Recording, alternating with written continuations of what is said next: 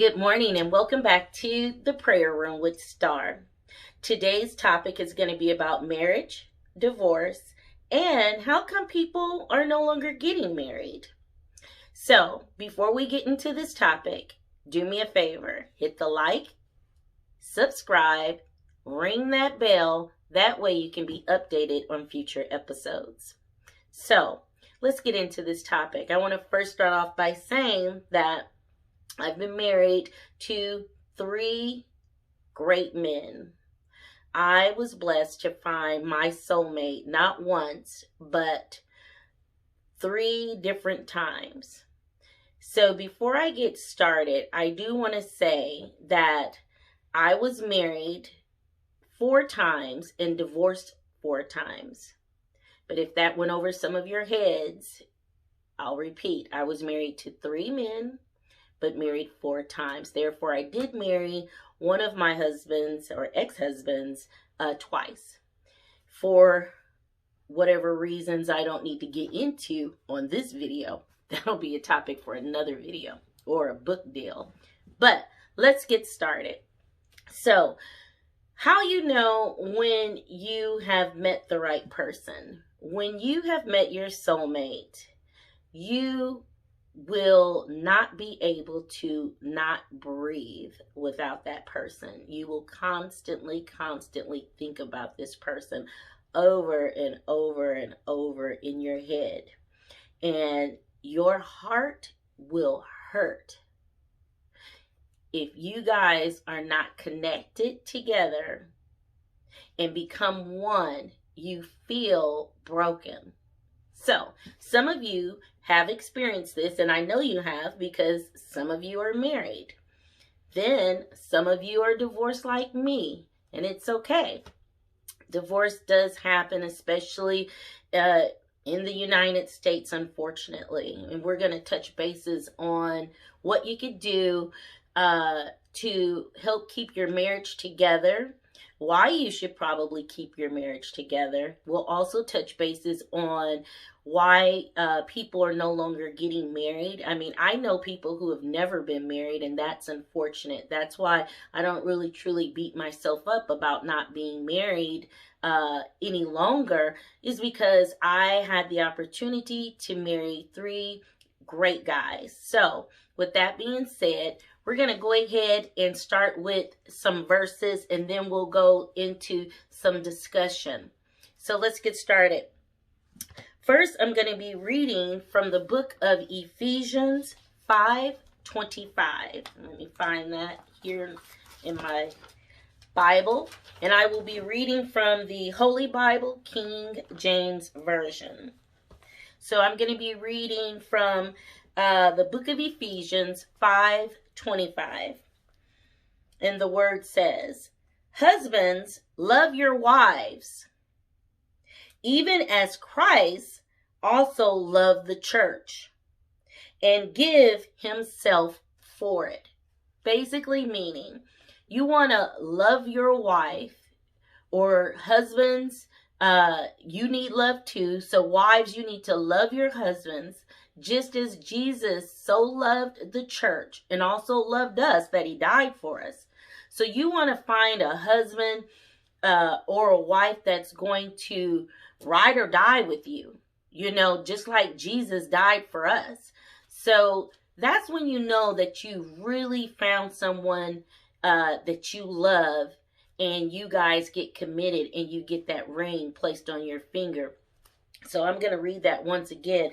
"Husbands, love your wives, even as Christ also loved the church and give himself for it."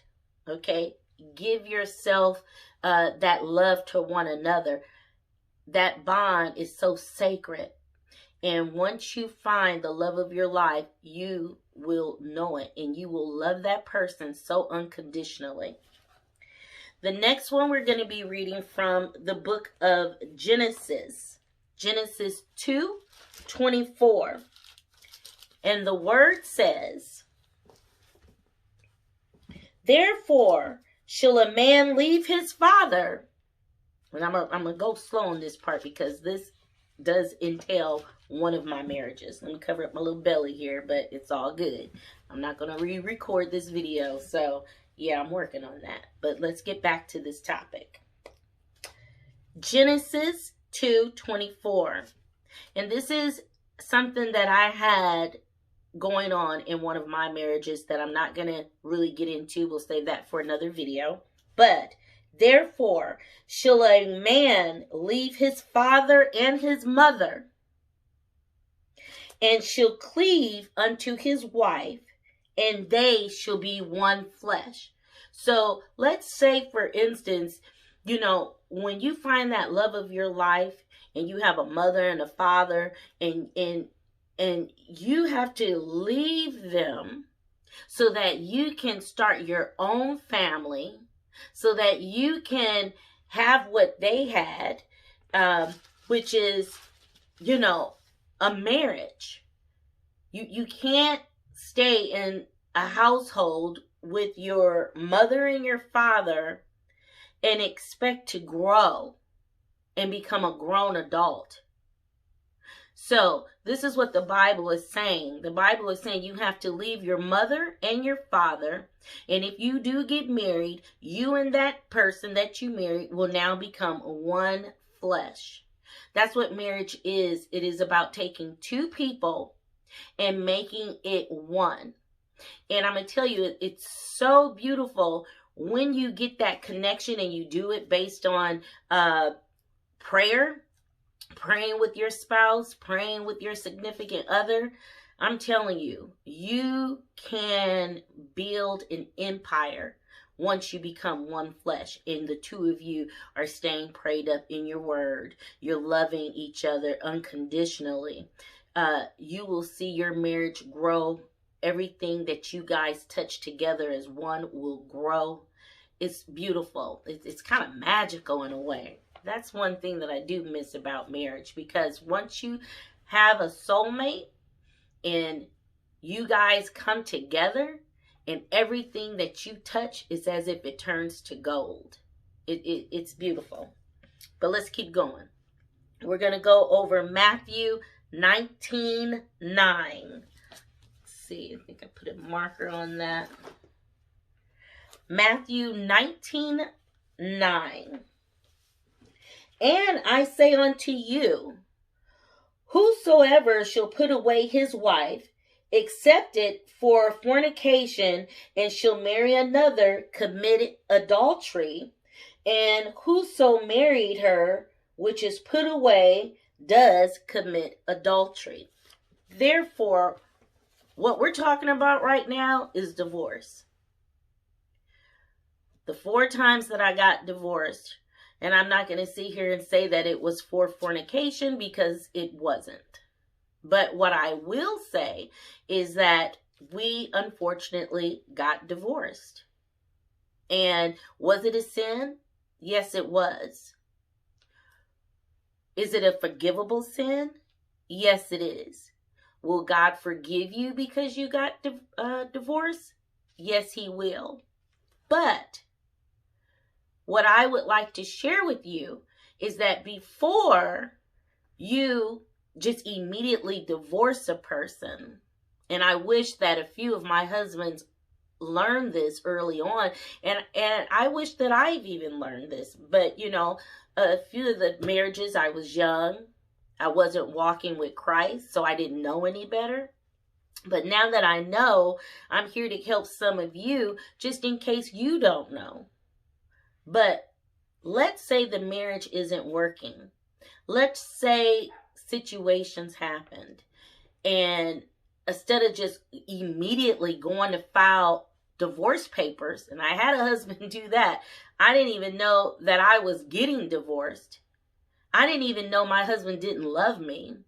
I didn't even know anything about the word divorce until I found them in a cabinet somewhere. Until this day, I'm still tripped out about that. But you know what? That's life. That's life. But what I want to say, let's get back on topic. Before you jump right in and file divorce papers, Give your marriage a chance.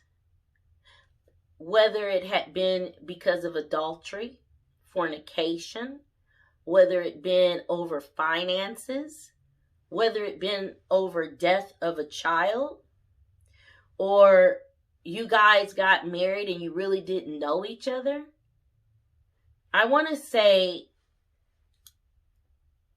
try to work it out. If you didn't really know the person well, but you guys ran off and got married, I mean, you got married and it's in the Bible about marriage. So just because you did a dumb thing, you can't let that situation hinder everything that the Bible is saying. So what you want to do is try to learn to know that person before you run out to the courthouse and file paperwork.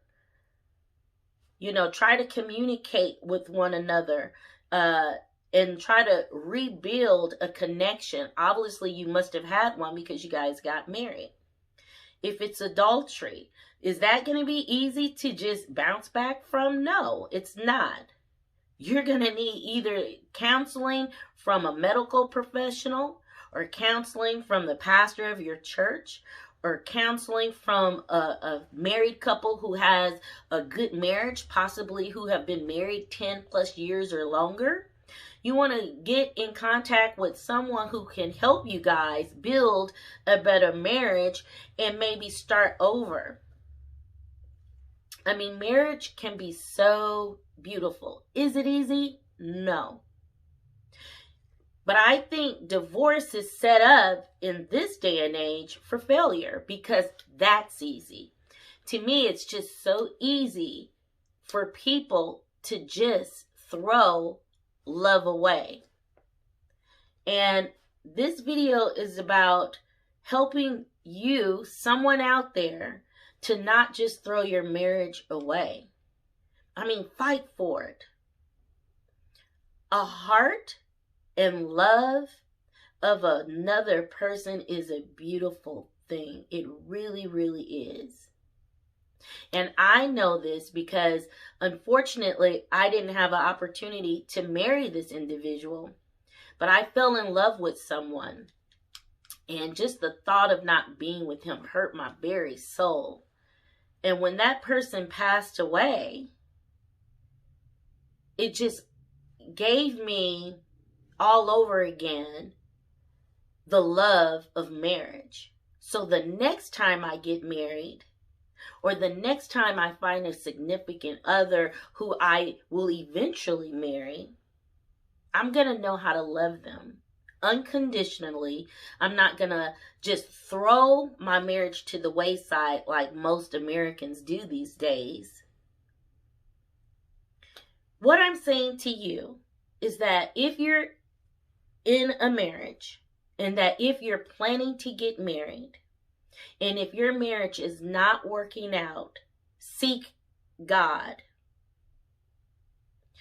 I dropped to my knees on my last marriage when that husband walked out the door, and I begged God for strength.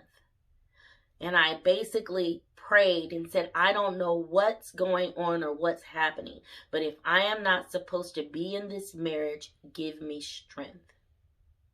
And God did that very thing. I'm not married today, and I can honestly say that I still love that particular person and all of my past husbands as well. I don't hate anyone. It didn't work out. But now that I'm walking with God, and now that I know that I have the Bible and I have the tools on what I need to have my marriage work, I'm no longer worried. Right now, I'm not in a relationship with anyone, and I refuse to just jump in a relationship with anybody just so that I can get a ring on my finger like I probably did when I was younger. Marriage is beautiful, and I'm ready for the next step. But this brings me to the question of why people are not getting married. Well, with the demonic, devilish, satanic things of this world, they've created dating sites. Dating sites. And I can confess that I have been members of a dating site. And I met like the gentleman who passed away, who we fell in love. I met him from a dating site. So can a dating site bring you your soulmate? Yes, it can. But if you don't have a walk with God and have your faith with God on point, in Jesus' mighty name, and pray when you sign on to this site, and pray to God to anoint you with a beautiful spirited individual who's going to love you, it probably won't happen, because what I've noticed on these sites are demonic individuals who are led by Satan. Just as easy as that. They don't want anything but a sexual motive, or to bring you through the mud because they've been hurt. So if you don't want to be in a situation, in a relationship with the individual on these sites who do not have God in their life, I advise you to search out that individual. Find out what their motive is for wanting to date you. Find out early on if they're wanting to date you because of a sexual motive or something like that. Because what I'm seeing from friends who are also on sites is that it is just based on lust. It is demonic. So what you want to do is when you log on to these sites, I mean, it's okay because you got to find love, especially with COVID. We can't even get out to meet people. But when you sign on these sites, say a prayer to God, especially if you are walking with Jesus. Say a prayer to him and go on, and hopefully that will lead you to your soulmate. If this lesson was good and hopefully you were able to get something from it, please don't forget to hit like, subscribe, ring the bell, and please share this video. Until the next episode, have a good one.